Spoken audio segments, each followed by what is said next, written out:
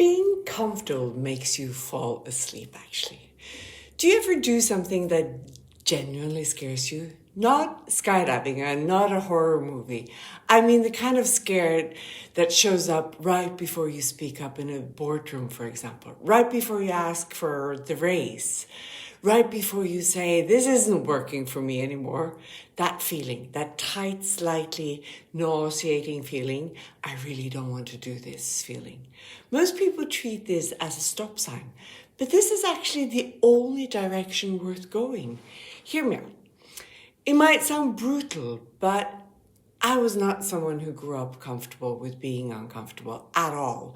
I was all different from the moment I started kindergarten. I never quite fit in, not in school, not in social circles, not in the boxes that society kept trying to put me in. And when you don't fit, people label you, not because it's something wrong with you, but because they need to feel comfortable. So I learned early what it felt like to stand on the outside, to not be a part of, to be the one who made everyone else shift in their seats just by being myself. And for the longest of time, I thought that was the problem I needed to fix. I tried everything. I went into the conventions, I did the marriage, I did the dinner parties, food made from scratch, perfect hosting, the whole image. I tried to be what the picture was supposed to look like. And it worked until it didn't. I'm telling you this because comfortable doesn't get you anywhere. If you're a founder, an executive, or a woman building something that actually matters, or just you, chances are you already know this feeling. The moment you're about to pitch the big idea and something tells you to soften it first, the moment you start shrinking your vision to make it more palatable, the moment you stay quiet when you know you shouldn't, that's discomfort running your life. I didn't see it for a long time, but I see it now in the woman I work with and in the story I'm about to share with you. Comfort, it doesn't keep you safe. It keeps you at a standstill. And staying still for someone who wants to build, to move, that's its own kind of slow destruction. I hit the wall twice, and both times I wasn't subtle. It was loud, it was a full stop, and you're not supposed to be doing this moment that I couldn't ignore, no matter how hard I tried. And I had tried really hard. So I stopped and I started asking myself a different question. Now, how do I get comfortable again? But what is on the other side of this discomfort that I keep running from? That question took me to some unusual places, to all my past travels, to places that had challenged my existence and way of living. For me, it became the most important classroom of my life. Because when there is nothing outside of to hold on to, no validation, no approval, no one to tell you that you're doing okay, you're left with only one option. You turn inward. And that is deeply uncomfortable. To learn to accept your shadow sides and value them, your anger, your pettiness, your lack of self-worth. I cried, I screamed, I went through every single emotional stage. It took a full break to wake me up, to dismantle the old version of myself, the one who needed to be comfortable, that life was about the easy way. And after challenging myself on every single turn, something did shift. I stopped waiting for discomfort to end. I started getting curious about what it was trying to show me. Because I noticed a pattern. Every single time I was uncomfortable, genuinely, deeply uncomfortable, I was also on the edge of something new, a new stage, new information, something I needed to move forward. The discomfort wasn't the problem. It was the signal. And when I understood that, once I stopped treating it like something to escape and started treating it like a doorway, it actually changed.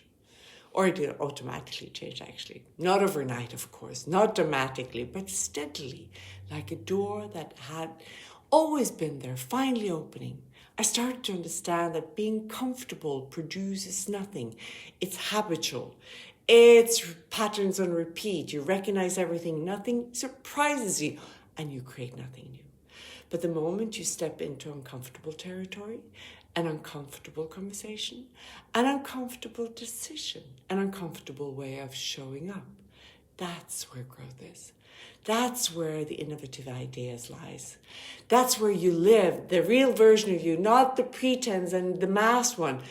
Now what? Knowing this doesn't make it easy. Even after everything I had been through, even after all those years of learning, the discomfort still showed up. It still does.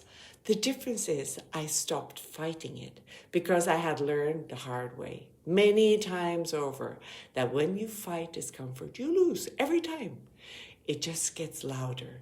But when you get curious about it, when you sit with it and ask, what are you? Where are you? It becomes something you can actually work with. The women I work with, the founders, the executives, all women, they all hit this same wall. They're smart, they're capable, they have everything it takes, but they are hiding, taking careful action, making themselves smaller just enough to stay comfortable. And in doing that, they are producing a smaller version of their work and their life than what it could actually be. Not because they lack talent, because they haven't yet learned to embrace the uncomfortable. I will leave you with this. Being uncomfortable is not a sign that something is wrong. It is a sign that you are at the edge of something bigger than where you currently are. Every time I stepped into the uncomfortable, the remote island, the failed marriages, the 5 years of emotional excavation, the moments where I had nothing to hold on to but myself, I came out the other side with something I could not have found any other way. Not comfort, not certainty, but clarity. And that is worth so much more. You don't need to go live in a remote island, but you do need to stop treating discomfort like the enemy. Start treating it like the teacher it actually is. Because the moment you do, the moment you stop running and start getting curious, that is when you stop being a smaller copy of what you could be. And you start becoming exactly who you were supposed to be.